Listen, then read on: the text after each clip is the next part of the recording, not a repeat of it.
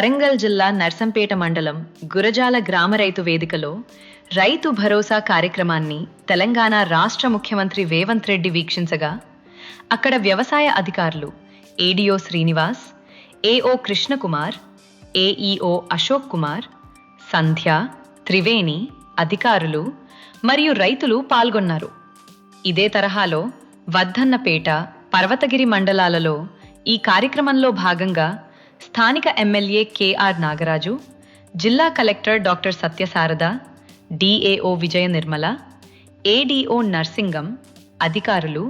మరియు రైతులు హాజరయ్యారు.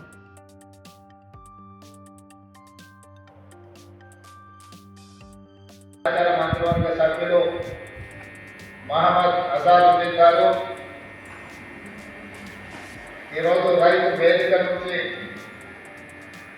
కనకరావుపల్లి కొల్లాపూర్ శాసనసభ నియోజకవర్గం నుంచి పాల్గొంటున్న వివిధ కార్పొరేషన్ల చైర్మన్లు, ఈరోజే బాధ్యత చేపట్టిన తెలంగాణ రాష్ట్ర ప్రభుత్వ రాష్ట్ర ప్రభుత్వం మీద ఉన్న లెక్కలు తీయండి, ఆర్థిక శాఖలో పనిచేస్తున్న అధికారులను తెచ్చి కూర్చోబెట్టండి. ఒక శ్వేత పత్రాన్ని శాసనసభ కొద్ది గుట్టల కొద్ది అప్పులు బయటపడ్డాయి. అప్పులే కాదు, అందిన కార్యక్రమాల చేపట్టిన తీసుకొచ్చి ఏ కార్యక్రమం నేను బాధ్యత తీసుకొని ఆఫీస్కి వచ్చి కల్వకుంట్ల చంద్రశేఖరరావు గారి పెద్దలు తెలంగాణ రాష్ట్ర ముఖ్యమంత్రిగా బాధ్యతలు చేపట్టి డిసెంబర్ 7, 2023 నాడు ప్రజాపాలనలో ప్రభుత్వాన్ని ఏర్పాటు చేసిన తెలంగాణ రాష్ట్ర 2వ ముఖ్యమంత్రిగా నాకు బాధ్యత అప్పచెప్పినప్పుడు